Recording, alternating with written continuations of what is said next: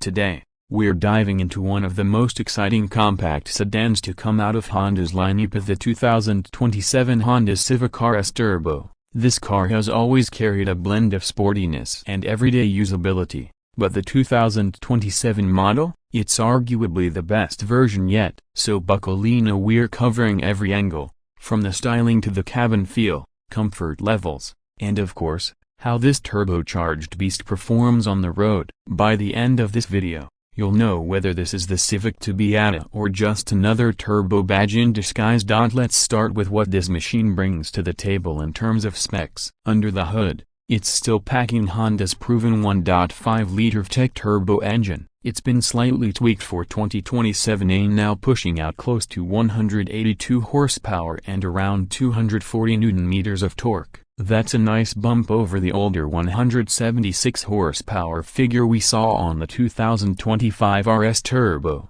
giving this new model a bit more punch without sacrificing efficiency. It's mated to a CVT, but don't roll your eyes yet, Honda has done some serious tuning here. It gets paddle shifters and 3 drive modes: Eco, Normal, and Sport. You'll want to keep it in Sport for that sharper throttle response and tighter steering feedback. Size-wise, it's grown just a touch compared to older Civics. The new Civic stretches out to around 4.68 meters long, 1.8 meters wide, and stands just over 1.43 meters tall. The longer wheelbase, around 2.73 meters, it translates to more rear seat comfort and better high-speed stability. Weight hovers around 1,300 kilos, depending on the trim, and that helps keep it agile. In terms of price, expect the RS Turbo to hit the market around 10 million PKR, depending on taxes and import costs. Now let's take a walk around the car.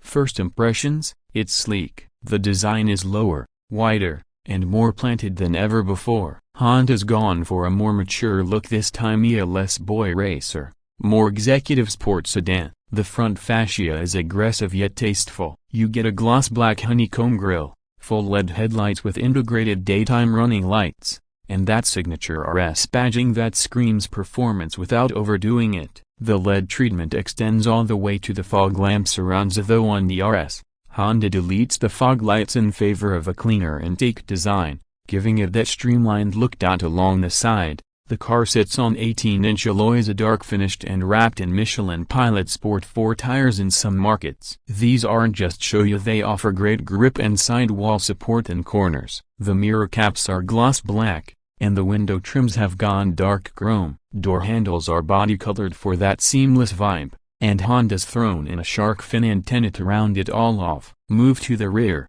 and you're greeted by a ducktail spoiler integrated into the trunk, smoked LED taillights, and a dual-tone rear bumper with subtle diffuser styling. The RS badge sits proudly on the right as sporty, but never flashy. It's an evolution that respects the Civic's legacy while nudging it further into premium territory. Hop inside, and you'll notice that same premium sport theme continues. The dashboard design is one of the most sophisticated we've seen in any compact sedan. It's clean and horizontal, which makes the cabin feel wider than it is. A full-length honeycomb grille disguises the AC vents of very obvious Kia, and below it, tactile metal knobs and switches bring a satisfying click every time you interact with the controls. The steering wheel is leather-wrapped with red stitching, and the RS badge is subtly embossed. You've got paddle shifters mounted on the wheel, and they respond surprisingly quick for a CVT. The seats are where things get sporty. They're half leather, half suede, with red contrast stitching and side bolstering that hugs you during cornering. Both driver and passenger seats are manually adjustable in most markets, though some higher trims could get powered seats. Rear passengers are treated well too. Legroom is generous thanks to that stretched wheelbase, and the center armrest with cup holders is a nice touch. The RS trim now includes rear AC vents, which wasn't always the case in earlier Civics.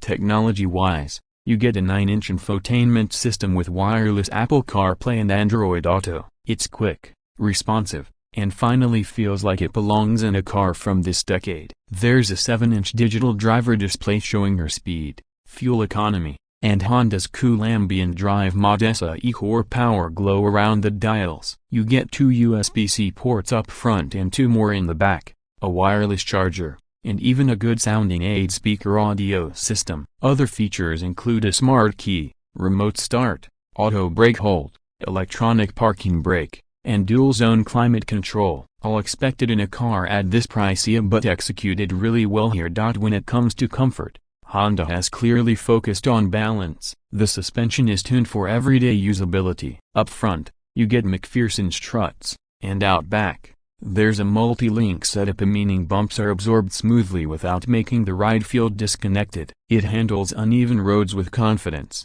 and you won't hear much noise inside. The NVH or noise, vibration, and harshness levels have been kept really low. Engine noise is only noticeable when you really punch it in sport mode. The seats, as I mentioned earlier, offer good support, though they might lack lumbar adjustment, so if you've got a sensitive lower back, consider using a cushion for long drives. Headroom is decent even for taller passengers, and the wide windows bring in plenty of light. In terms of daily usability, this is one of the easiest sedans to live with. The turning radius is tight, the visibility is great thanks to a low dashboard, and features like brake hold and a multi-angle rear-view camera make city driving a breeze. The trunk offers about 525 liters of storage, and the rear seats fold down for extra space. Grocery runs or weekend trips, no problem. Performance-wise, the Civic RS Turbo is deceptively quick. The turbocharged engine pulls confidently from low revs,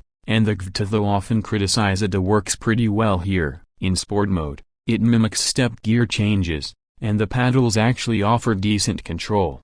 0 to 100 km/h comes in just under 8 seconds, which isn't blistering, but it's plenty for city sprints and highway overtakes. What's more impressive is the balance. The steering is sharp, and body roll is minimal in corners. This car inspires confidence when pushed hard, yet stays composed when you're just cruising. Fuel economy: expect around 12 to 14 km/L in the city, and 16 to 18 km/L on the highway depending on your driving style. That makes it a great mix of performance and efficiency, rare in this category. So, what's the verdict on the 2027 Honda Civic RS Turbo? Well, Honda has nailed the formula once again. It's sporty but refined, quick but comfortable, high-tech but intuitive. And while some might complain that it's gotten too mature or lost its edgy vibe, I'd argue that it's grown up in the best way possible. You're getting a daily driver that feels just as at home on a spirited mountain run as it does in traffic. It's not cheap,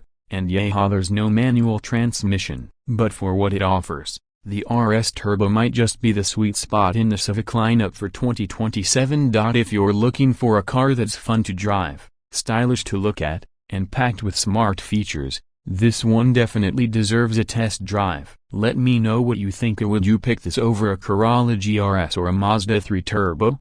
Thanks for watching. Don't forget to like, subscribe, and hit the bell icon for more real-world reviews, test drives, and comparisons. Catch you in the next one.